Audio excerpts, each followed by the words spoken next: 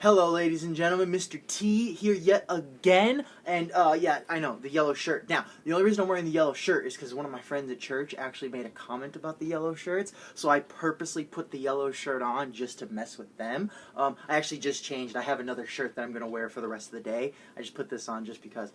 So, ladies and gentlemen, we are here with our third video on our First Amendment, and we are covering the freedom of the press. Now, let's recap. We have already done religion, and we have already done speech. Now we are on press. Now I'll give you a second. What were the other two that we're going to be covering? They are... Good job. Don't worry, I didn't actually hear what you said. But I'll just go over them. We still have assembly and petition. And yes, assembly, I do partially mean assemblies at your school. And I also mean assemblies like, watching the ball drop in New York. All those types of assemblies. Football games is an assembly. But we will go over that in the next video. Now, I promised you in my last two videos I would stick to 10 minutes. So even if I have to cut myself off, which is really hard for me because I love talking, I will do it at 9 minutes and 59 seconds if I have to keep this video under 10 minutes. Okay? So, we got a lot to get to in the next 8-ish minutes, or 7 minutes and some odd seconds. So, let's get to it. So, freedom of the press. Now, I know what you're thinking. You're like, well, freedom of the press doesn't really pertain to me. But it kind of does. A lot of Americans feel that freedom of the press doesn't pertain to them, but it actually does. It really pertains to you just as much as religion and speech does. Because even if you as an American citizen are never going to step foot inside a newspaper or television studio or something like that, freedom of the press still deals with you. And I'm going to tell you why. Because the Supreme Court has ruled that even though freedom of the press back in 1791 when the amendments first came out meant physical newspapers, okay? That's what it meant. Because they didn't have TVs and iPads and, the internet and things like that. But we do today. And the Supreme Court has ruled that press means really anything to get information out there, basically. So TV, Facebook is technically covered by freedom of the press, depending on the situation. Marketing ads, things like that. That all falls under press. Okay? So don't just think it's a physical newspaper. And on the flip side of that, you're still thinking, okay, well, I'm never going to go into, TV production or, designing ads for Facebook or, billboards, all that. But it still pertains to you. Because if we didn't have freedom of the press, if our press was limited, if our government could control our press like they do in quite a few other countries, and that's a side note, our country, freedom of religion and speech, there are other countries that come close to as free as we are. Okay? There are others that do come really close to us. We still are the freest in those two areas. However, there are so many countries. I'd say out of all 5 of these, of the rights of the First Amendment, freedom of the press is probably the most restricted around the world. In some cases, countries literally control the press. There are no private press industries in their countries. One example is North Korea. North Korea controls everything their people see. If you see it, the government had a reason for it. Okay? You don't see any type of propaganda or press or media or anything in North Korea without the government seeing it. And if you do, they are very quick to take it down. Okay? So I want you to realize this is important to you because without freedom of the press, our government could feed us false information. Our government could feed us things that aren't true. And yes, political bias aside, it does happen. But the thing is, it's not the only news source we go to. Yes, there are areas or news sources out there that do feed us lies and feed us things like that. But we can go towards, we have so many other options. There are so many news sources out there that can feed us the things we want, not necessarily we want to hear, but things that are the truth. And that's what's so great about freedom of the press is we could have hundreds and hundreds of different news outlets for the press. We're not restricted to 1 or 2 different news sources. We have so many. You can watch 10 different news sources in one night if you want. And that's all protected under freedom of the press. Every channel, whether it be channel 3, channel 15, channel 27, channel 49, channel 58, those are all actually news channels in my area, I think. But they're all protected under freedom of the press, even though they're not an actual newspaper. So, now that we got that out of the way, I want to get into freedom of the press and kind of the things it protects, but I first want to touch on the history.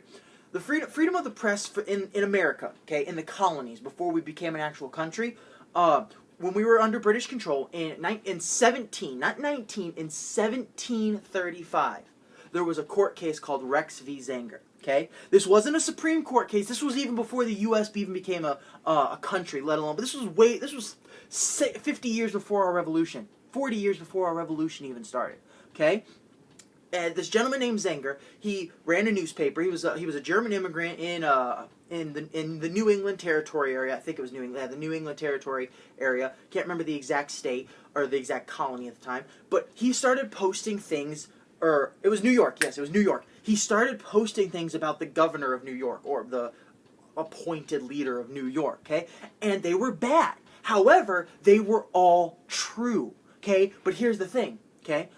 At the time, there was this law called you weren't allowed to post things that were libel. Not libel or libel. I-L-I-B-E-L. Today it means false information against like the government and things like that. Back then, in his time in the 1700s, it didn't mean false. It just meant you could not post or print like newspapers against anything against the government. Okay? It didn't matter what the government did. You were not allowed to post news sources or media or print, basically. You weren't allowed to post or print newspapers about the government in a negative way. Zanger said, no, I can do it because it's true. Everything he posted was true. Okay? Don't think that there's like some back channel thing or some sneaky thing. Everything he posted in his news pamphlets were true. They were just all bad because the governor or the leader of New York was a bad guy. He was doing a lot of things like bribery, court packings, things like that. So, Zanger went to trial, and his defendant, Alexander Hamilton. Yes, was it? Yes, it was Alexander. I think it was Alexander Hamilton. I'll put in the comments the thing below his actual name, but I'm pretty sure it was Alexander Hamilton. He was one of the most famous lawyers in the colonies at the time. He defended Zanger, and even though he technically did break the law, the jury was like, well, you know, everything he said was true, so they said not guilty. And that started a flourish of freedom of the press in the United States. And as we get closer to our revolution, the British, they started restricting us more and more. Okay? Things like Common Sense by Thomas Paine and other famous artists, they started posting things, and the British wanted to take those away. Because they were true. They were bad and evil statements against Great Britain, which was technically our government at the time, but they were still true. Okay? So that led in 1791 for our government to add freedom of the press to the First Amendment. Now, what does freedom of the press protect? So I'm just going to kind of go through some things. I'm not going to give you any major court cases other than Rex v. Zanger, but some major things it protects is, in the early 1800s, they did say, the Supreme Court did rule that freedom of the press does apply to states. And this is an ongoing fight with every amendment. Okay? A lot of states fight in every amendment that they're like, no, those amendments apply only to Congress, the federal government. Okay? Only the federal government has to abide by these amendments. The states can still kind of do their own thing. And pretty much every amendment the Supreme Court has ruled no, they apply to states too. So the freedom of the press does apply to states. So even your local government can't restrict you from printing newspapers and things like that. Now, this is a big thing. This is probably one of the most used things in the entire United States.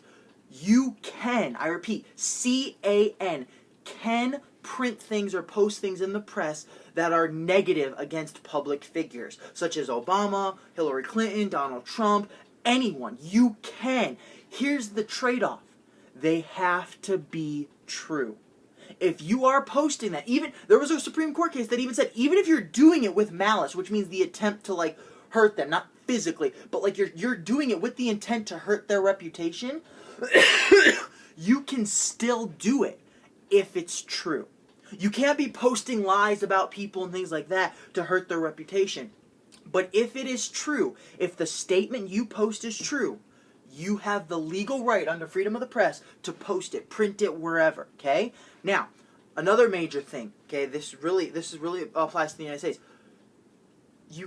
Local court cases can't restrict things because of claimed threats. Now, I know I went over in the speech amendment that the Supreme Court said during time of war, freedom of the press can be limited and things like that. But if there's no war, if it's only a claimed threat, if it's not a proven threat, that's not enough to restrict freedom of the press. Now, I'm almost out of time, so I kind of want to jump to one more thing.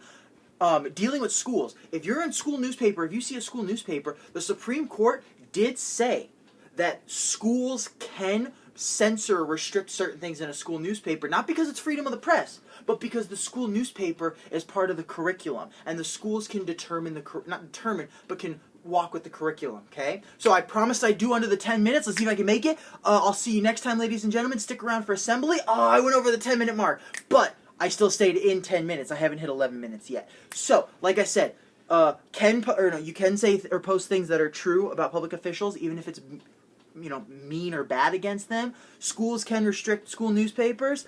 And the amendment applies to your local and state government. So, ladies and gentlemen, check out my website for more information. I have even more of what the press protects for you. So stick around for my next one, which is on assembly, and then we will do petition after that. But stick around, ladies and gentlemen, and as always, ladies and gentlemen, stay beautiful, Americans. Gotta love the yellow shirts. Peace.